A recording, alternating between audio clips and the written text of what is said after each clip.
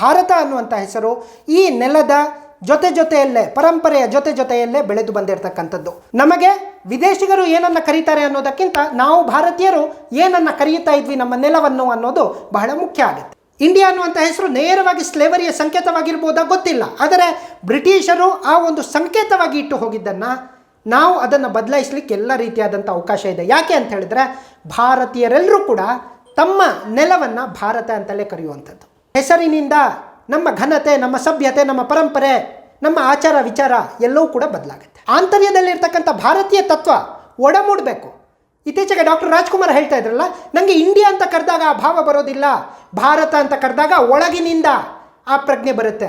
ಪ್ರತಿಯೊಬ್ಬ ಭಾರತೀಯನಲ್ಲಿಯೂ ಕೂಡ ಈ ಪ್ರಜ್ಞೆ, ಈ ಮನಸ್ಥಿತಿ ಮೂಡಲಿಕ್ಕೆ ಅದೇ ಕಾರಣ. ಭಾರತ ಅಂತ ಹೇಳಿದಾಗ ಅದು ನನ್ನದು ಅಂತ ಅನಿಸುತ್ತೆ, ಇಂಡಿಯಾ ಅಂತ ಹೇಳಿದಾಗ ಅದು ಯಾರೋ ವಿದೇಶಿಗರು ಕೊಟ್ಟದ್ದು ಅನ್ನುವಂಥ ಭಾವನೆ ಬರುತ್ತೆ. ಕುವೆಂಪು ಬರೆದಿರ್ತಕ್ಕಂಥದ್ದು ಭಾರತ ಜನನೀಯ ತನುಜಾತೆ. ಅವರ ಕಾಲದಲ್ಲೇ ಇಂಡಿಯಾ ಅನ್ನುವಂಥ ಹೆಸರಿತ್ತು.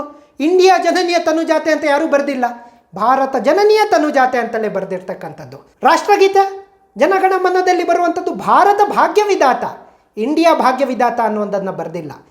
ವಸುದೈವ ಕುಟುಂಬಕಂ ಅನ್ನುವಂಥ ತತ್ವ ವಿದೇಶಿಗರು ಹೇಳಿಕೊಟ್ಟ ತತ್ವ ಅಲ್ಲ, ವಿದೇಶಿಗರು ನಾಗರಿಕತೆ ಕಲಿಯುವ ಮುಂಚೆಯೇ ಈ ನೆಲದಲ್ಲಿ ಒಡಮೂಡಿದ್ದಂಥ ತತ್ವ. ಹಾಗಾಗಿ ಆ ತತ್ವಕ್ಕೂ ಭಾರತೀಯ ತತ್ವಕ್ಕೂ ಮತ್ತು ಭಾರತ ಅನ್ನುವಂಥ ಹೆಸರಿಗೂ ಎಲ್ಲದಕ್ಕೂ ಒಂದು ಕನೆಕ್ಟಿಂಗ್ ಲಿಂಕ್ ಇದೆ. ನಮಸ್ಕಾರ. ಭಾರತವನ್ನು ಏನಂತ ಕರೆಯಬೇಕು?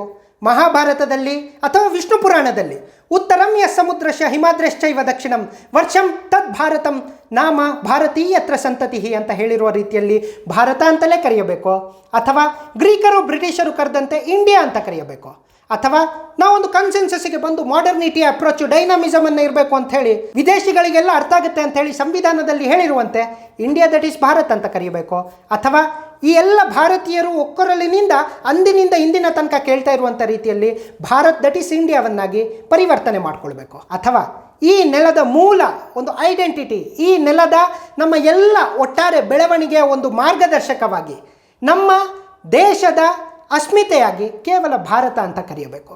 ಈ ಚರ್ಚೆ ಮತ್ತೆ ಮುನ್ನೆಲೆಗೆ ಬಂದಿದೆ. ಇತ್ತೀಚೆಗೆ G20 ಸಮಿಟಿನ ಒಂದು ಡಿನ್ನರ್ ಔತಣಕೂಟಕ್ಕೆ ಕರೆಯುವಂಥ ಸಂದರ್ಭದಲ್ಲಿ ರಾಷ್ಟ್ರಪತಿ ದ್ರೌಪದಿ ಮುರ್ಮು ಅವರು ತಮ್ಮ ಹೆಸರಿನ ಜೊತೆಗೆ ಒಂದು ಹಳೆಯ ಕನ್ವೆನ್ಷನನ್ನು ಮುರಿದು ಹಾಕಿ ಪ್ರೆಸಿಡೆಂಟ್ ಆಫ್ ಭಾರತ್ ಅಂತ ಹಾಕಿದರು. ಇತ್ತೀಚೆಗೆ ಇಂಡೋನೇಷ್ಯಾಗೆ ಹೋಗಬೇಕಾದಂಥ ಪ್ರಧಾನಮಂತ್ರಿಗಳು ಪ್ರೈಮ್ ಮಿನಿಸ್ಟರ್ ಆಫ್ ಭಾರತ್ ಅಂತ ಹಾಕ್ಕೊಂಡ್ರು, ತಮ್ಮ ಅಫಿಷಿಯಲ್ ಫ್ಲೈಟಲ್ಲಿ ಭಾರತ್ ಅಂತ ಮಾಡಿಕೊಂಡ್ರು. ಅದರ ಜೊತೆಗೆ ಇವತ್ತು ನಾನಾ ಕಡೆಗಳಲ್ಲಿ ಭಾರತ್ ಅನ್ನುವಂಥ ಹೆಸರು ಮತ್ತೆ ಮುನ್ನೆಲೆಗೆ ಬರ್ತಾ ಇದೆ. ಸೆಪ್ಟೆಂಬರ್ 18ರಿಂದ ಒಂದು ಸೆಷನ್ ನಡೀಲಿಕ್ಕಿದೆ. ಇಂಥ ಹೊತ್ತಿನಲ್ಲಿ ಹೆಸರು ಬದಲಾಗಬಹುದಾ ಅನ್ನುವಂಥ ಒಂದು ಚರ್ಚೆ ಮುನ್ನೆಲೆಗೆ ಬಂದಿದೆ. ಅದೇನೇ ಇರಲಿ, ಭಾರತ ಅನ್ನುವಂಥ ಹೆಸರು ಈ ನೆಲದ ಜೊತೆಯಲ್ಲೇ ಪರಂಪರೆಯ ಜೊತೆಯಲ್ಲೇ ಬೆಳೆದು ಬಂದಿರತಕ್ಕಂಥದ್ದು. ನಮಗೆ ವಿದೇಶಿಗರು ಏನನ್ನು ಕರೀತಾರೆ ಅನ್ನೋದಕ್ಕಿಂತ ನಾವು ಭಾರತೀಯರು ಏನನ್ನು ಕರೆಯುತ್ತಾ ಇದ್ವಿ ನಮ್ಮ ನೆಲವನ್ನು ಅನ್ನೋದು ಬಹಳ ಮುಖ್ಯ ಆಗುತ್ತೆ.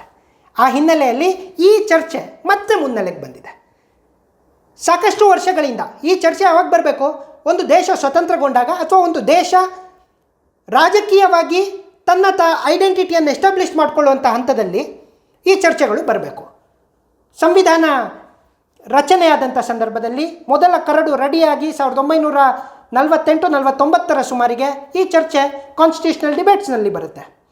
ಕಾಂಗ್ರೆಸ್ಸಿನ ಹರ್ಗೋಬಿಂದ್ ಪಂತ್ ಅವರೇ ಇದರ ಬಗ್ಗೆ ಚರ್ಚೆ ಮಾಡ್ತಾರೆ, ಮತ್ತು ಸಾಕಷ್ಟು ಜನ ಚರ್ಚೆ ಮಾಡೋದ್ರ ಜೊತೆಗೆ ಹರ್ಗೋಬಿಂದ್ ಪಂತ್ ಅವರು ಹೇಳ್ತಾರೆ, ನಮ್ಮ ದೇಶ ಭಾರತವಾಗಿರಬೇಕು, ನಮ್ಮ ದೇಶದ ಮೂಲ ಹೆಸರು ಪರಂಪರೆಯನ್ನು ಚಾರಿತ್ರೀಕರಣಗೊಳಿಸುವ, ಶಾಶ್ವತೀಕರಣಗೊಳಿಸುವ ಮತ್ತು ನಮ್ಮ ಹೆಸರನ್ನು ಚಿರಸ್ಥಾಯಿಗೊಳಿಸುವ ಭಾರತವಾಗಿಯೇ ಇರಬೇಕು, ನಾವು ಯಾಕೆ ವಿದೇಶಿ ಹೆಸರುಗಳನ್ನು ಬಳಸಿಕೊಳ್ಳಬೇಕು ಅಂತ ಚರ್ಚೆ ಸಾಕಷ್ಟಾಗುತ್ತೆ. ಅದಾದ ಮೇಲೆ ಇದನ್ನು ವೋಟಿಗೆ ಹಾಕಲಾಗುತ್ತೆ. ಆಗ article 1 of the constitution Hargobind Pant ಹೇಳಿದ್ದಕ್ಕೆ 38 ವೋಟು, ಮತ್ತು ಇಂಡಿಯಾ ನಾವೆಲ್ಲ ಫಾರಿನಿಗೆ ಹೆಚ್ಚು ಡೈನಮಿಕ್ ಆಗಿರ್ತಕ್ಕಂಥದ್ದು, ವಿದೇಶಿಗರು ನಮ್ಮನ್ನು ಇಂಡಿಯಾ ಅಂತ ಗುರುತಿಸ್ತಾರೆ, ಆ ಕಾರಣದಿಂದ ನಾವು ಇಂಡಿಯಾವಾಗೇ ಉಳಿಬೇಕು ಅಂಥೇಳಿ ಆರ್ಟಿಕಲ್ 1ಅನ್ನು 51 ಮತ್ತು 38 ಮತಗಳ ಅಂತರದಿಂದ India that is Bharat shall be union of States ಅಂತ ಜಾರಿಗೆ ತರಲಾಗುತ್ತದೆ, ಸಂವಿಧಾನದಲ್ಲಿ ಸೇರಿಸಲಾಗುತ್ತದೆ. ಆ ಕಾಲದಿಂದಲೂ ಕೂಡ ಅನೇಕರು ಮತ್ತೆ ಚರ್ಚೆ ಮಾಡ್ತಾ ಇದ್ದಾರೆ. ನಮ್ಮ ದೇಶ ಭಾರತವಾಗಿಯೇ ಉಳಿಬೇಕು, ಇಂಡಿಯಾ ಅನ್ನುವಂಥದ್ದು ಹೊರಗಿನಿಂದ ಬಂದವರು ಕೊಟ್ಟಂಥ ಹೆಸರು. ಇದಕ್ಕೆ ಸ್ವಲ್ಪ ವಿಸ್ತರಣೆಯನ್ನು ಕಂಡುಕೊಳ್ಳೋಣ. ಭಾರತ ಹೆಸರಿನ ಚಾರಿತ್ರಿಕ ಹಿನ್ನೆಲೆ ಏನು ಅಂತ ಹೇಳಿದರೆ, ನಮ್ಮೆಲ್ಲ ವೇದ ಪುರಾಣಗಳಲ್ಲಿ ಬೇರೆ ಬೇರೆ ಶಂಕರಾಚಾರ್ಯರಿಂದ ಹಿಡಿದು ಬೌದ್ಧರಿಂದ ಹಿಡಿದು ಅಶೋಕನ ಕಾಲದಿಂದ ಹಿಡಿದು ಈ ಭೂಭಾಗದ ಸಾಮ್ರಾಟ ಯಾರಾಗಿರ್ತಾನೋ ಆತನನ್ನು ಭರತ ವರ್ಷದ ಚಕ್ರವರ್ತಿ ಅಂತಲೇ ಕರೆದುಕೊಂಡು ಬರಲಾಗ್ತಾ ಇತ್ತು. ಭರತ ವರ್ಷ, ಆರ್ಯವರ್ತ ಈ ಹೆಸರುಗಳನ್ನು ಸಿನಾನಿಮಸ್ ಆಗಿ ಈ ದೇಶದ ಬಗ್ಗೆ ಹೇಳುವಾಗ, ಈ ನಾಡಿನ ಬಗ್ಗೆ ಹೇಳುವಾಗ ಮತ್ತೆ ಮತ್ತೆ ಬಳಸಿಕೊಂಡು ಬರಲಾಗ್ತಾ ಇದೆ. ಹಾಗಾಗಿ ಭರತ ವರ್ಷ, ಭರತಖಂಡ, ಈಗಾಗಲೇ ಹೇಳಿದೆ ನಾವು ದಿನನಿತ್ಯ ನೆನಪು ಮಾಡಿಕೊಳ್ಳುವಂತೆ ಜಂಬೂ ದ್ವೀಪೆ, ಭರತಖಂಡೆ ಅಂತ ದಿನನಿತ್ಯ ಹೇಳ್ಕೊಳ್ತೀವಿ. ವಿಷ್ಣು ಪುರಾಣದಲ್ಲಿ ಹೇಳಿರುವಂತೆ ಉತ್ತರಂ ಯಸ್ ಸಮುದ್ರಶ್ಯ, ಸಮುದ್ರದಿಂದ ಉತ್ತರಕ್ಕಿರ್ತಕ್ಕಂಥ, ಹಿಮಾದ್ರೇಶ್ಚೈವ ದಕ್ಷಿಣಂ, ದಕ್ಷಿಣದಿಂದ ಹಿಮಾಲಯದಿಂದ ದಕ್ಷಿಣಕ್ಕಿರ್ತಕ್ಕಂಥ, ವರ್ಷಂ ತದ್ ಭಾರತಂ ನಾಮ ಭಾರತೀಯತ್ರ ಸಂತತಿ, ಇದಕ್ಕೆ ಭಾರತ ಅಂತ ಹೆಸರು. ಇಲ್ಲಿರ್ತಕ್ಕಂಥ ಎಲ್ಲರಿಗೂ ಕೂಡ ಭರತ ವರ್ಷದ ವಾಸಿಗಳು ಭಾರತೀಯರು ಅಂತ ಹೆಸರು ಅಂತ ವಿಷ್ಣು ಪುರಾಣದಲ್ಲೇ ಹೇಳಲಾಗುತ್ತೆ. ಬೇರೆ ಬೇರೆ ಪುರಾಣಗಳಲ್ಲಿ ಇದರ ಬಗ್ಗೆ ಮತ್ತೆ ಮತ್ತೆ ಮತ್ತೆ ಉಲ್ಲೇಖ ಆಗ್ತಾ ಇರುತ್ತೆ. ಆದರೆ ಈ ಸಂದರ್ಭದಲ್ಲಿ ಅನೇಕರು ಹೇಳ್ತಾ ಇರುವಂಥದ್ದು ನಮ್ಮನ್ನು ಮೆಗಾಸ್ತನಿಸ್ ಇಂಡಿಕಾ ಅಂತ ಕರೆದಿದ್ದ, ಗ್ರೀಕರು ಇಂಡಿಯಾ ಅಂತ ಕರೆದ್ರು, ಇಂಡಸ್ ರಿವರಿಂದ ಈಚೆ ಇರುವ ಕಾರಣ ನಮ್ಮನ್ನು ಇಂಡಿಯಾ ಅಂತ ಕರೆಯಲಾಗುತ್ತೆ, ಹಾಗೆ ಉಳಿಸಿಕೊಳ್ಳಬೇಕು ಅನ್ನುವಂಥ ತರ್ಕಗಳನ್ನು ಮಾಡ್ತಾ ಇದ್ದಾರೆ. ನಾವೆಲ್ಲ ಅರ್ಥ ಮಾಡ್ಕೊಳ್ಬೇಕು, ಕನ್ನಡ ಭಾಷೆಯ ಪ್ರಾಚೀನತೆ ಒಂದು ಉದಾಹರಣೆ ಕೊಡೋದಾದರೆ, ಪ್ರಾಚೀನತೆಯನ್ನು ಅರ್ಥ ಮಾಡಿಕೊಳ್ಳುವಂಥ ಸಂದರ್ಭದಲ್ಲಿ ನಾವು ನೋಡ್ತಾ ಹೋಗ್ತೀವಿ ಯಾರೆಲ್ಲ ಕನ್ನಡದ ಬಗ್ಗೆ, ಕನ್ನಡ ನಾಡಿನ ಬಗ್ಗೆ ಮೆನ್ಷನ್ ಮಾಡ್ತಾ ಹೋಗಿದ್ರು ಅಂಥೇಳಿ. ನಾವು ಸಭಾಪರ್ವ, ಭೀಷ್ಮ ಪರ್ವ, ಮಹಾಭಾರತದ ಕಾಲದಿಂದಲೇ ಕರ್ನಾಟ ಅನ್ನುವಂಥ ಹೆಸರನ್ನು ಗುರುತಿಸ್ಕೊಳ್ತಾ ಹೋಗ್ತೀವಿ. ಇನ್ನು ಕೆಲವರು ಗ್ರೀಕ್ ಇತಿಹಾಸಕಾರ ಟಾಲೆಮಿ ಒಂದಷ್ಟು ಪ್ರದೇಶಗಳನ್ನು ಬರೆದಿದ್ದಾನೆ ಅಂತ, ಅದರಲ್ಲಿ ಹಿರೇಕೆರೂರು, ಹೂವಿನ ಹಿಪ್ಪರಗಿ ಇಂಥ ಹೆಸರುಗಳನ್ನು ಅವನಿಗೆ ಬೇಕಾದಾಗೆ ಬರೆದುಕೊಂಡಿದ್ದಾನೆ. ಕರ್ನಾಟಕದ ಇತಿಹಾಸವನ್ನು ಬ್ರಿಟಿಷರು ಕೆನರೀಸ್ ಹಿಸ್ಟ್ರಿ ಅನ್ನುವಂಥ ರೀತಿಯಲ್ಲೆಲ್ಲ ಬರೆದಿದ್ದಾರೆ. ಆ ಹೆಸರುಗಳನ್ನು ಉಳಿಸಿಕೊಳ್ಳಬೇಕು ಅಥವಾ ಕರ್ನಾಟಕದ ಮೂಲ ಪರಂಪರೆಯಿಂದ ಬಂದಿರತಕ್ಕಂಥ, ಇತಿಹಾಸದಿಂದ ಬಂದಿರತಕ್ಕಂಥ, ನಮ್ಮ ನೆಲಕ್ಕೆ ಹತ್ತಿರವಾಗಿರ್ತಕ್ಕಂಥ ನಮ್ಮದೇ ಆದಂಥ ಹೆಸರುಗಳನ್ನು ಉಳಿಸಿಕೊಳ್ಳಬೇಕು. ಈ ಪ್ರಶ್ನೆ ಬಹಳ ಮುಖ್ಯವಾಗಿರ್ತದೆ. ಯಾಕೆ ಅಂತ ಹೇಳಿದರೆ ಇವತ್ತು ಭಾರತ ಅನ್ನುವಂಥ ಹೆಸರು ಭಾರತಕ್ಕೆ ಎಷ್ಟು ಮುಖ್ಯ ಅನ್ನೋದಕ್ಕೆ ಇದೇ ಒಂದು ಸಂಗತಿ ಬಹಳ ಪ್ರಮುಖ ಆಧಾರವಾಗಿರುತ್ತೆ. ಮತ್ತು ಯಾರೆಲ್ಲ ವಿದೇಶಿಗರು ಕರೆದಂಥ ಹೆಸರುಗಳ ಹಿನ್ನೆಲೆಯಲ್ಲಿ ನಮ್ಮ ದೇಶ ಇಂಡಿಯಾವಾಗಿರಬೇಕು ಅಂತ ಹೇಳ್ತಾ ಇದ್ದಾರೋ ಅವರಿಗೆಲ್ಲ ಉತ್ತರವಾಗಿ ಇದೇ ನಿಲ್ಲುತ್ತದೆ. ಜಗತ್ತಿನ ನಾನಾ ದೇಶಗಳು ಅದು ಕೊಲೋನಿಯಲ್ ಪಾಸ್ಟ್ ಇರ್ಬೋದು ಅಥವಾ ಯಾವಾಗೆಲ್ಲ ಮಾಡರ್ನಿಟಿಗೆ ತೆರೆದುಕೊಂಡ್ರೋ ಆಗೆಲ್ಲ ತಮ್ಮ ಹೆಸರುಗಳನ್ನು ಮಾಡರ್ನಿಟಿಯ ಹೆಸರಿನಲ್ಲಿ ಇಟ್ಕೊಂಡ್ರು. ಉದಾಹರಣೆಗೆ ಸಿನ್ಹಳೀಸ್ ಅಂತ ಇತ್ತು ಹಿಂದೆ, ಆದರೆ ಅದನ್ನು ಶ್ರೀಲಂಕಾ ಅಂತ ಮಾಡಿಕೊಳ್ಳಲಾಯಿತು. ಸ್ವರ್ಣಲಂಕಾ, ಶ್ರೀಲಂಕಾ. ಅದೇ ರೀತಿಯಲ್ಲಿ ನೀವು ಜಗತ್ತಿನ ನಾನಾ ಹೆಸರುಗಳನ್ನು ನೋಡಿ, ಬರ್ಮಾ ಇದ್ದದ್ದು ಮ್ಯಾನ್ಮಾರ್ ಆಗುತ್ತೆ. ಬೇರೆ ಬೇರೆ ಕಾರಣಗಳಿಂದ, ಅದು ಹಿಸ್ಟಾರಿಕಲ್ ಫ್ಯಾಕ್ಟರ್ಸ್ ಇರ್ಬೋದು, ಅವರ ಪರಂಪರಾಗತ ಕಾರಣ ಇರ್ಬೋದು, ಐಡೆಂಟಿಟಿಯ ಕಾರಣ ಇರ್ಬೋದು. ಟರ್ಕಿ ಇದ್ದದ್ದು ಟರ್ಕಿಯಾ ಅನ್ನುವಂಥ ಹೆಸರಿನಲ್ಲಿ ಮರುನಾಮಕರಣ ಆಗುತ್ತೆ. ಅಂದರೆ ಒಂದು ದೇಶದ ಹೆಸರು ಏನಾಗಿರಬೇಕು ಅನ್ನೋದನ್ನು ದೇಶವಾಸಿಗಳೇ ನಿರ್ಣಯಿಸಬೇಕು, ಬಿಟ್ಟರೆ ಯಾವುದೋ ಅಮೇರಿಕಾ, ಯಾವುದೋ ಬ್ರಿಟನ್ನು, ಯಾವುದೋ ಇಟಲಿ, ಯಾವುದೋ ಮಿಡ್ಲ್ ಈಸ್ಟು ಅವರು ನಿರ್ಧಾರ ಮಾಡುವಂಥದ್ದಾಗಿರಬಾರ್ದು. ಪ್ರಧಾನಮಂತ್ರಿಗಳು ಇದಕ್ಕೆ ಮುಖ್ಯ ಭೂಮಿಕೆ ಅನ್ನುವಂಥ ರೀತಿಯಲ್ಲಿ 15 ಆಗಸ್ಟ್ 2022ರಲ್ಲಿ ಮಾತನಾಡುವಾಗ ಒಂದು ಮಾತನ್ನು ಹೇಳಿದರು. ಭಾರತೀಯರೆಲ್ಲರೂ ಕೂಡ 5 ಪ್ಲೆಡ್ಜಸ್ಗಳನ್ನು ತೆಗೆದುಕೊಳ್ಳಬೇಕು. ಏನದು 5 ಪ್ಲೆಡ್ಜಸ್ಗಳು? ಅದರಲ್ಲಿ ಬಹಳ ಮುಖ್ಯವಾಗಿರ್ತಕ್ಕಂಥದ್ದು ಒಂದು, ನಾವೆಲ್ಲ ನಮ್ಮ ಎಲ್ಲ ಸ್ಲೇವರಿಯ ಗುರುತಾಗಿರ್ತಕ್ಕಂಥ ಎಲ್ಲ ಸಂಗತಿಗಳನ್ನು ತೊಡೆದು ಹಾಕ್ತೀವಿ. ನಾವು ಯಾವುದೇ ರೀತಿಯಲ್ಲೂ ಕೂಡ ಸ್ಲೇವರಿಯನ್ನು ಪ್ರಾಕ್ಟೀಸ್ ಮಾಡೋದಿಲ್ಲ, ಅಥವಾ ಈ ಸ್ಲೇವರಿಗೆ ಇರ್ತಕ್ಕಂಥ ವಿಚಾರಗಳಿಗೆ ನಾವು ಅದಕ್ಕೆ ಗುಲಾಮರಾಗಿ ಹೋಗೋದಿಲ್ಲ ಅಂತ. ಇಂಡಿಯಾ ಅನ್ನುವಂಥ ಹೆಸರು ನೇರವಾಗಿ ಸ್ಲೇವರಿಯ ಸಂಕೇತವಾಗಿರ್ಬೋದಾ ಗೊತ್ತಿಲ್ಲ, ಆದರೆ ಬ್ರಿಟಿಷರು ಆ ಒಂದು ಸಂಕೇತವಾಗಿ ಇಟ್ಟು ಹೋಗಿದ್ದನ್ನು ನಾವು ಅದನ್ನು ಬದಲಾಯಿಸಲಿಕ್ಕೆ ಎಲ್ಲ ರೀತಿಯಾದಂಥ ಅವಕಾಶ ಇದೆ. ಯಾಕೆ ಅಂತ ಹೇಳಿದ್ರೆ ಭಾರತೀಯರೆಲ್ಲರೂ ಕೂಡ ತಮ್ಮ ನೆಲವನ್ನು ಭಾರತ ಅಂತಲೇ ಕರೆಯುವಂಥದ್ದು.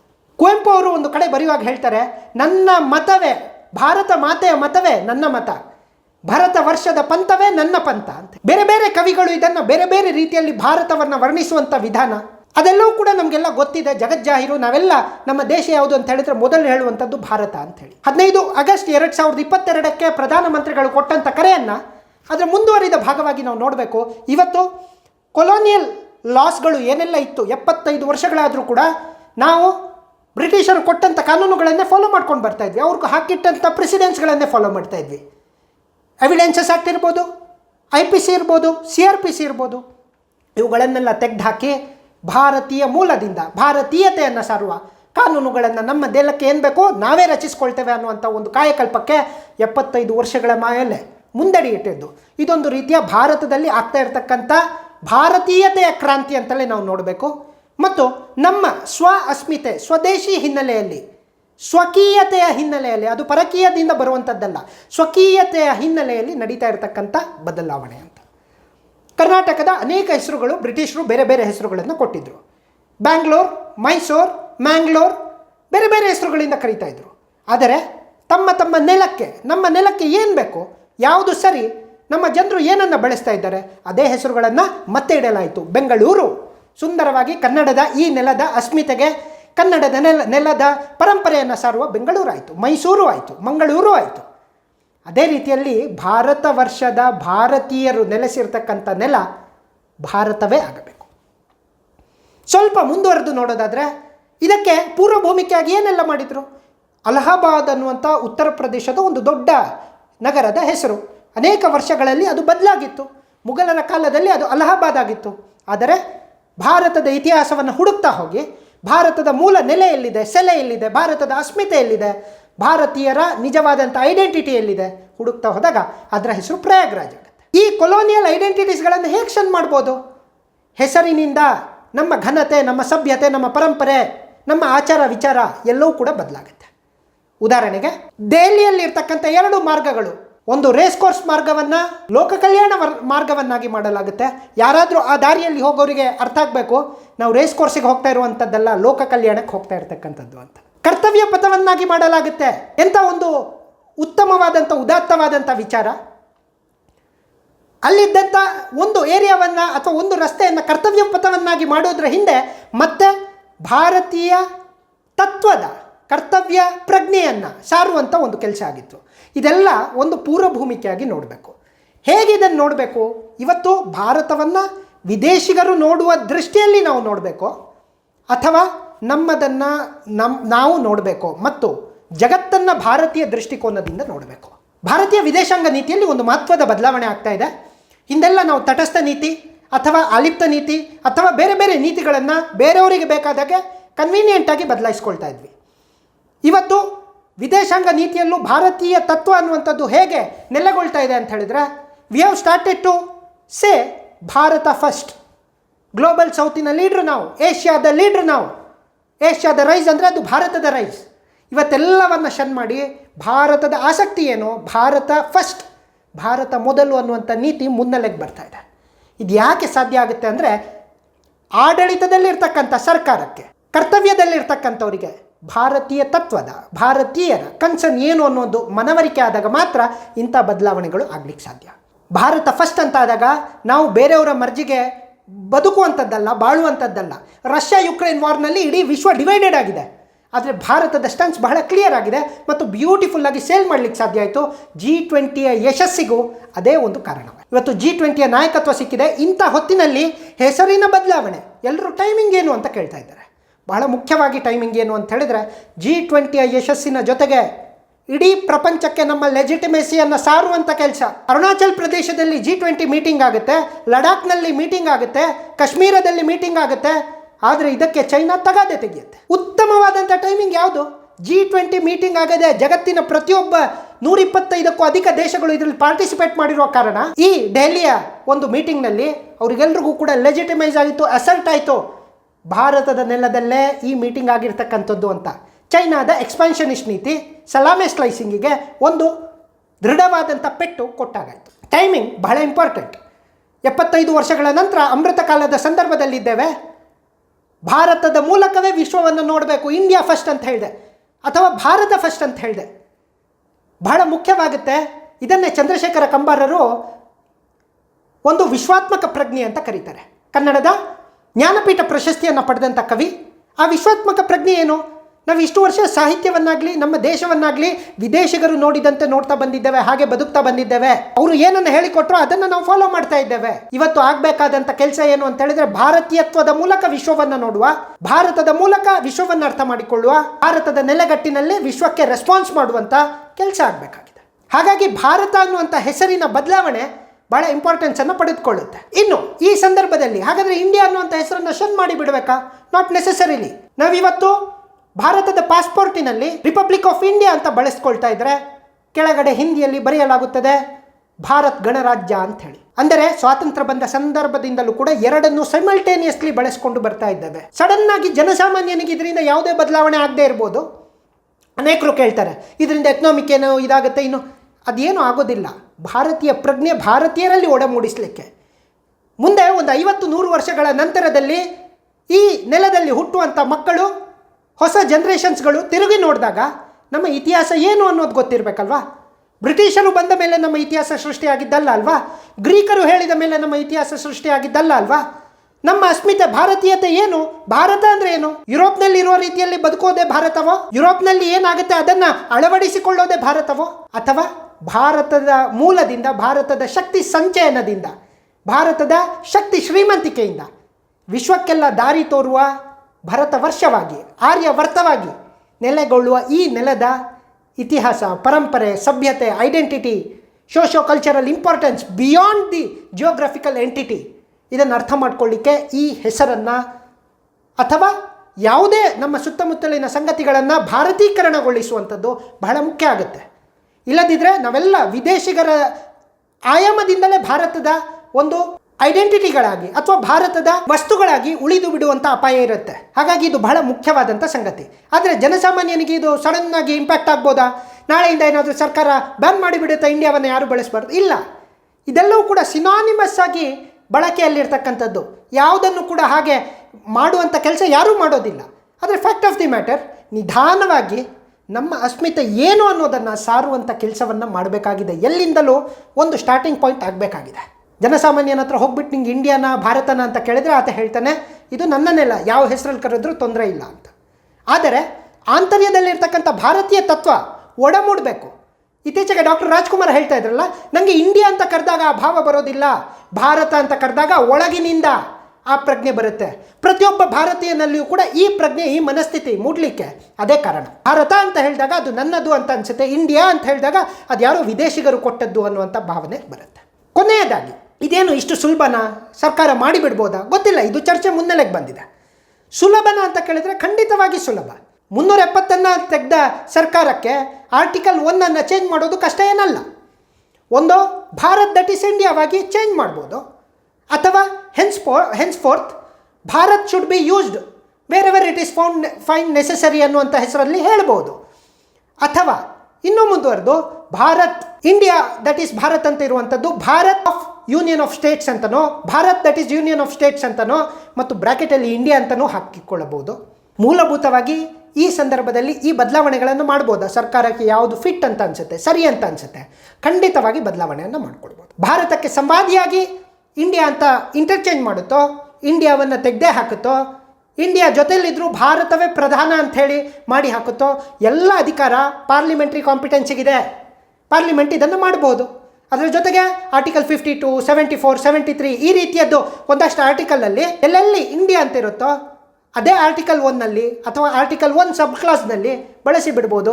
ಭಾರತ ಅಂತ ಇನ್ನು ಮುಂದೆ ಎಲ್ಲೆಲ್ಲಿ ಇಂಡಿಯಾ ಅಂತ ಸಂವಿಧಾನದಲ್ಲಿ ಬಳಕೆ ಆಗಿದೆಯೋ, ಎಲ್ಲೆಲ್ಲಿ ಇಂಡಿಯಾ ಅಂತ ಬಳಕೆ ಆಗುತ್ತೋ ಅಲ್ಲೆಲ್ಲ ಭಾರತ ಅಂತಲೇ ಓದಿಕೊಳ್ಳುವುದು ಅಂತ ಹೇಳಿ ಬದಲಾವಣೆಯನ್ನು ಮಾಡ್ಬೋದು. ಇದನ್ನು ಚಾಲೆಂಜ್ ಮಾಡಿ 2020ರಲ್ಲಿ ಸುಪ್ರೀಂ ಕೋರ್ಟಿಗೆ ಒಂದು ಪಿಟಿಷನನ್ನು ಹಾಕಿದರು, ಭಾರತ್ ಅನ್ನುವಂಥ ಹೆಸರನ್ನು ಬದಲಾಯಿಸಿ ಅಂಥೇಳಿ. ಆದರೆ ಸರ್ಕಾರ ಕೊಟ್ಟಂಥ ಅಫಿಡವಿಟು ಸುಪ್ರೀಂ ಕೋರ್ಟ್ ಹೇಳಿದಂಥದ್ದು. ಯಾಕಂದರೆ ಸುಪ್ರೀಂ ಕೋರ್ಟಿನ ಕೆಲಸ ಅಲ್ಲ ಹೆಸರನ್ನು ಬದಲಾಯಿಸುವಂಥದ್ದು. ಅಗೇನ್ ಯಾರಿಗೆ ಸಂವಿಧಾನದಲ್ಲಿ ತಿದ್ದುಪಡಿ ಮಾಡುವಂಥ ಅಧಿಕಾರ ಇದೆ ಅದು ಪಾರ್ಲಿಮೆಂಟಿಗೆ. ಹಾಗಾಗಿ ಪಾರ್ಲಿಮೆಂಟಿಗೆ ಆ ಅಧಿಕಾರ ಇರತಕ್ಕಂಥದ್ದು. ನೇರವಾಗಿ ಇದು ಪಾರ್ಲಿಮೆಂಟಿನ ಒಂದು ಕೈಯಲ್ಲೇ ಇರುತ್ತೆ. ಪಾರ್ಲಿಮೆಂಟು ಮನಸ್ಸು ಮಾಡಿದರೆ ಖಂಡಿತವಾಗಿಯೂ ಸಂವಿಧಾನದ ತಿದ್ದುಪಡಿಯನ್ನು ಸುಲಭವಾಗಿ ಮಾಡ್ಬೋದು. 2014 ಹೊತ್ತಿಗೆ 98 ಬಾರಿ ಸಂವಿಧಾನದ ತಿದ್ದುಪಡಿ ಆಲ್ರೆಡಿ ಆಗಿದೆ. ಈಗ ಈ ಒಂದು ಸಣ್ಣ ಬದಲಾವಣೆಯನ್ನು ಮಾಡಿಕೊಂಡ್ರೆ ಏನೂ ತಪ್ಪಾಗಲಿಕ್ಕಿಲ್ಲ. ಭಾರತೀಯ ನೆಲೆಗಟ್ಟಿನಲ್ಲಿ ಭಾರತದ ಸಂವಿಧಾನವನ್ನು ತಿದ್ದುಪಡಿ ಮಾಡೋದು ಸಂವಿಧಾನವೇ ಪಾರ್ಲಿಮೆಂಟಿಗೆ ಕೊಟ್ಟಂಥ ಅಧಿಕಾರ. ಮತ್ತು 2/3 majority, half the ratification of the states, ಸುಲಭವಾಗಿ ಹಳೆಯ ತಿದ್ದುಪಡಿಗಳನ್ನೇ ಮಾಡಿದಂಥ ಸರ್ಕಾರಕ್ಕೆ ಇದು ಕಷ್ಟ ಆಗೋದಿಲ್ಲ. ಯಾಕಂತ ಹೇಳಿದರೆ ಇದರಲ್ಲಿ ಕೆಡುಕು ಅನ್ನುವಂಥದ್ದು ಏನೂ ಇಲ್ಲ. ಯಾವುದೇ ಪಕ್ಷಗಳು ಇದನ್ನು ವಿರೋಧಿಸ್ಲಿಕ್ಕೆ ಕಾರಣ ಇಲ್ಲ. ಹರ್ಗೋಬಿಂದ್ ಪಂತ್ ಅನ್ನೋರು ಸಂವಿಧಾನ ರಚನೆಯ ಸಂದರ್ಭದಲ್ಲಿ ಚರ್ಚೆ ಮಾಡಿದವರು ಅವರು ಬೇರೆ ಯಾವುದೋ ಪಕ್ಷದವರು ಆಗಿರಲಿಲ್ಲ, ಅವರು ಕಾಂಗ್ರೆಸ್ ಪಕ್ಷದ ಸದಸ್ಯರೇ ಆಗಿದ್ದರು. ಹಾಗಾಗಿ ಎಲ್ಲ ಪಕ್ಷದಲ್ಲಿರ್ತಕ್ಕಂಥದ್ದು ಎಲ್ಲರಿಗೂ ಕೂಡ ಆಂತರ್ಯದಲ್ಲಿರ್ತಕ್ಕಂಥದ್ದು ಹೌದು, ನಮ್ಮನ್ನೆಲ್ಲ ಭಾರತ, ನಾವೆಲ್ಲ ಭಾರತದ ಬಗ್ಗೆ ಪ್ರಜ್ಞೆ ಪ್ರೀತಿಯನ್ನು ಉಳಿಸಿಕೊಳ್ಳಬೇಕು. ಇದು ಮತ್ತೆ ಭಾರತ ಪಶ್ಚಿಮದಿಂದ ಭಾರತವನ್ನು ನೋಡೋದಿಲ್ಲ, ಭಾರತದಿಂದ ವಿಶ್ವವನ್ನು ನೋಡುವಂಥ ಸಮಯ. ಎಲ್ರಿಗೂ ಕೂಡ ಇದು ಬೇಕು. ಆದರೆ ರಾಜಕೀಯ ಕಂಪಲ್ಷನ್ಸ್ನ ಕಾರಣದಿಂದ ಕೆಲವೊಂದಷ್ಟು ಜನ ಇದನ್ನು ವಿರೋಧಿಸ್ತಾ ಇರ್ಬೋದು. ಅದಕ್ಕೆ ಕುವೆಂಪು ಬರೆದಿರ್ತಕ್ಕಂಥದ್ದು ಭಾರತ ಜನನೀಯ ತನುಜಾತೆ. ಅವರ ಕಾಲದಲ್ಲೇ ಇಂಡಿಯಾ ಅನ್ನುವಂಥ ಹೆಸರಿತ್ತು. ಇಂಡಿಯಾ ಜನನೀಯ ತನುಜಾತೆ ಅಂತ ಯಾರೂ ಬರೆದಿಲ್ಲ, ಭಾರತ ಜನನೀಯ ತನುಜಾತೆ ಅಂತಲೇ ಬರೆದಿರ್ತಕ್ಕಂಥದ್ದು. ರಾಷ್ಟ್ರಗೀತೆ ಜನಗಣಮನದಲ್ಲಿ ಬರುವಂಥದ್ದು ಭಾರತ ಭಾಗ್ಯವಿದಾತ. ಇಂಡಿಯಾ ಭಾಗ್ಯ ವಿಧಾತ ಅನ್ನುವುದನ್ನು ಬರೆದಿಲ್ಲ. ಇಂಡಿಯಾ ಅನ್ನುವಂಥದ್ದನ್ನು ಹಾಗಾದರೆ ಬಳಸಿದರೆ ಕ್ರೈಮಾ? ಇಲ್ಲ, ಯಾವುದೇ ಸರ್ಕಾರ ಹಾಗೆ ಮಾಡೋದಿಲ್ಲ. ಯಾವುದೇ ದೇಶದ ಹೆಸರುಗಳು ಇವತ್ತಿಗೂ ಕೂಡ ನೀವು ಮ್ಯಾನ್ಮಾರ್ನಲ್ಲಿ ಹೋಗ್ಬಿಟ್ಟು ಬರ್ಮಾ ಅಂದರೆ ಯಾರೂ ನಿಮ್ಮನ್ನು ಪನಿಷ್ ಮಾಡೋದಿಲ್ಲ. ಆದರೆ ಅಧಿಕೃತ ದಾಖಲೆಗಳಲ್ಲಿ ಎಲ್ಲೆಲ್ಲಿ ಅಫಿಷಿಯಲ್ ಆಗಿರುತ್ತೋ ಅಲ್ಲೆಲ್ಲ ಭರತವರ್ಷ ಅನ್ನುವಂಥ ಹೆಸರು ಮುನ್ನೆಲೆಗೆ ಬರುತ್ತೆ. ಇದೇ ಒಂದು ಅಮೆಂಡ್ಮೆಂಟನ್ನು ತರಬೇಕು ಅಂತ ಹೇಳಿ 2014ರಲ್ಲಿ ಯೋಗಿ ಆದಿತ್ಯನಾಥ್ ಪಾರ್ಲಿಮೆಂಟಲ್ಲಿ ಇದ್ದಾಗ ಒಂದು ಬಿಲ್ಲನ್ನು ತರುವಂಥ ಪ್ರಯತ್ನ ಮಾಡಿದರು. ಅಫ್ಕೋರ್ಸ್ ಅದು ಸರ್ಕಾರದ ಟ್ರೆಜರಿ ಬೆಂಚಿಂದ ಅಂದರೆ ಮಿನಿಸ್ಟರ್ಸ್ಗಳು ತರದಿದ್ದ ಕಾರಣ ಆ ಬಿಲ್ಲು ಅಲ್ಲಿಗೆ ಡೆಡ್ ಆಯಿತು. ಹವೆವರ್ ಇಂಥ ಪ್ರಯತ್ನಗಳು ಹಿಂದೆಯೂ ಕೂಡ ನಡೆದಿದೆ. ಭಾರತವನ್ನು ಹಿಂದೂಸ್ತಾನ್ ಅಂತ ಕರೆಯಬೇಕು, ಭಾರತವನ್ನು ಭರತವರ್ಷ ಅಂತ ಕರೆಯಬೇಕು, ಭಾರತವನ್ನು ನಮ್ಮ ನೆಲದ ನಮ್ಮ ಭಾಷೆಯಿಂದ ಹೆಸರಿನಲ್ಲಿಯೇ ಕರೆಯಬೇಕು, ವಿದೇಶಿಗರು ಕೊಟ್ಟಂಥ ಹೆಸರಿನಲ್ಲಿ ಕರೆಯಬಾರದು ಅನ್ನುವಂಥದ್ದು. ಬಹುಶಃ ಸರ್ಕಾರದ ಮುಂದೆ ಲೆಜಿಸ್ಲೇಟಿವ್ ಕಾಂಪಿಟೆನ್ಸ್ ಇದೆ, ವಿಲ್ ಪವರ್ ಅನ್ನುವಂಥದ್ದು ಸ್ಟ್ರಾಂಗ್ ಆಗಿದೆ, ಸಮಯ ಬಹಳ ಪಕ್ವವಾಗಿದೆ. ಇಡೀ ವಿಶ್ವದ ಮುಂದೆ ಇವತ್ತು ಭಾರತ ಅನ್ನುವಂಥದ್ದು ಲೆಜಿಟಿಮೈಸ್ ಆಯಿತು. ಇಡೀ ವಿಶ್ವದವರು ಇಂಡಿಯಾ ಅಂತ ಕರೀತಾ ಇದ್ದವರು ನಾಳೆಯಿಂದ ಅವರ ನೆಲಕ್ಕೆ ಹೋಗಿಬಿಟ್ಟು ಶುರು ಹಚ್ಕೊಳ್ತಾರೆ. ಭಾರತದಲ್ಲಿ ನಡೆದಂಥ G20 ಸಮಿಟ್ ಅತ್ಯಂತ ಯಶಸ್ವಿಯಾಗಿತ್ತು. ಭಾರತ ನೆಲದಲ್ಲಿ ನಮಗೆ ಸಿಕ್ಕಂಥ ಆತಿಥ್ಯವನ್ನು ನೋಡಿ, one planet, one family, one earth, ವಸುದೈವ ಕುಟುಂಬಕಂ ಅನ್ನುವಂಥ ತತ್ವ ನೆನಪಿಗೆ ಬಂತು ಅಂಥೇಳಿ. ವಸುದೈವ ಕುಟುಂಬಕಂ ಅನ್ನುವಂಥ ತತ್ವ ವಿದೇಶಿಗರು ಹೇಳಿಕೊಟ್ಟ ತತ್ವ ಅಲ್ಲ, ವಿದೇಶಿಗರು ನಾಗರಿಕತೆ ಕಲಿಯುವ ಮುಂಚೆಯೇ ಈ ನೆಲದಲ್ಲಿ ಒಡಮೂಡಿದ್ದಂಥ ತತ್ವ. ಹಾಗಾಗಿ ಆ ತತ್ವಕ್ಕೂ ಭಾರತೀಯ ತತ್ವಕ್ಕೂ ಮತ್ತು ಭಾರತ ಅನ್ನುವಂಥ ಹೆಸರಿಗೂ ಎಲ್ಲದಕ್ಕೂ ಒಂದು ಕನೆಕ್ಟಿಂಗ್ ಲಿಂಕ್ ಇದೆ. ನಾವಿವತ್ತು ಮತ್ತೆ ಹೇಳುವಂತೆ ಕೊಲೋನಿಯಲ್ ಲೆಗಸೀಸ್, ಕೊಲೋನಿಯಲ್ ಸ್ಲೇವರಿ, ಕೊಲೋನಿಯಲ್ ಐಡೆಂಟಿಟೀಸ್ಗಳನ್ನು ಶನ್ ಮಾಡುವಂಥ ಸಮಯ. ಅವುಗಳನ್ನು ಕಿತ್ತೊಗೆದು ನಮ್ಮದೇ ಸ್ವಂತ ಐಡೆಂಟಿಟೀಸ್ಗಳನ್ನು ಎಸ್ಟಾಬ್ಲಿಷ್ ಮಾಡಿ ನಮ್ಮಲ್ಲೇ ನಾವು ಆತ್ಮಭರವಸೆಯ ಮೂಲಕ ಆತ್ಮನಿರ್ಭರರಾಗಿ ನಿಲ್ಲುವಂಥ ಕಾಲಘಟ್ಟ. ಯಾವುದೋ ಕಂಪಲ್ಷನ್ಸ್ನ ಕಾರಣದಿಂದ, ಯಾವುದೋ ವೆಸ್ಟರ್ನೈಸ್ಡ್ ಆದಂಥ ಥಾಟ್ ಪ್ರಾಸೆಸ್, ಕೊಲೋನಿಯಲ್ ಮೈಂಡ್ಸೆಟ್ನ ಕಾರಣದಿಂದ ಇಷ್ಟು ವರ್ಷ ಅಂತ ಯೋಚನೆಗಳು ಬಂದಿರದೇ ಇರ್ಬೋದು. ಇವತ್ತು ವೇದಿಕೆ ಅನ್ನುವಂಥದ್ದು ಬಹಳ ಸರಳವಾಗಿ ಸಿದ್ಧವಾಗಿದೆ. ಇದರಲ್ಲಿ ರಾಜಕೀಯ ಅನ್ನೋದಕ್ಕಿಂತಲೂ ಕೂಡ ಭಾರತದ ಅಂತಸ್ಥೈರ್ಯವನ್ನು ಹೆಚ್ಚಿಸುವಂಥ ಕೆಲಸ ಇದರಲ್ಲಿ ಆಗಲಿಕ್ಕಿದೆ. ಮತ್ತು ಭಾರತ ಅನ್ನುವಂಥ ಹೆಸರು ಮುಂದಿನ ತಲೆಮಾರುಗಳು ತಿರುಗಿ ನೋಡಿದಾಗ ಭಾರತದ ಇತಿಹಾಸವನ್ನು ಅರ್ಥ ಮಾಡ್ಕೊಳ್ಳಿಕ್ಕೆ, ಭಾರತವನ್ನು ಅರ್ಥ ಮಾಡ್ಕೊಳ್ಳಿಕ್ಕೆ ಭಾರತ ಅನ್ನುವಂಥ ಹೆಸರು ಮೊದಲ ಹೆಜ್ಜೆಯಾಗಿ ನಿಲ್ಲಲಿದೆ ಅಂತ ಹೇಳ್ತಾ ಈ ವಿಚಾರದ ಬಗ್ಗೆ ಅಥವಾ ಸರ್ಕಾರ ಏನು ಮಾಡ್ಬೋದು ಅಂಥೇಳಿ ನಿಮಗೇನು ಅನಿಸುತ್ತೆ ಅಂತ ಖಂಡಿತವಾಗಿ ತಿಳಿಸಿ. ಚರ್ಚೆಯಲ್ಲಿ ಪಾಲ್ಗೊಂಡಿದ್ದಕ್ಕೋಸ್ಕರ ಧನ್ಯವಾದ. ಜೈ ಹಿಂದ್, ಜೈ ಭಾರತ, ನಮಸ್ಕಾರ.